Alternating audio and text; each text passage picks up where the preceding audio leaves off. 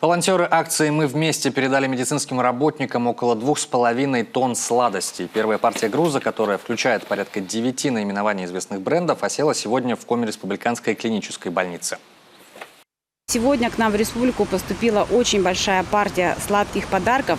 И особенность этой акции у нас заключается в том, что подарки получат не только врачи больниц, которые находятся в городе Сыктывкаре, но эти подарки уедут на север республики, в Воркуту, Инту, Усинск, Печору и Ухту. И эта помощь, которая сегодня оказывается из центрального штаба акции «Мы вместе», она считается очень важной, очень правильной и нужной для врачей, потому что они сегодня ощущают ту поддержку, то тепло, которое оказывают волонтерские объединения. Не только волонтерские объединения, но и все предпринимательское сообщество.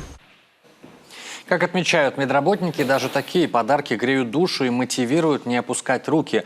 Волонтеры поддерживают врачей с самого начала пандемии, помогают с обеспечением средств индивидуальной защиты, находят спонсоров, чтобы хотя бы в праздники порадовать наших героев.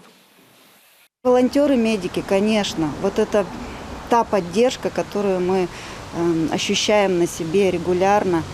И с огромной благодарностью мы хотим им сказать слова, наверное, даже любви. Это те люди, которые своей поддержкой дарят нам силу, преподносят, наверное, нам какие-то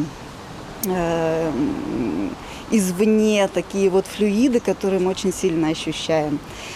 Спасибо вам большое. Спасибо всем, кто в это тяжелое время оказывает поддержку медицинским работникам.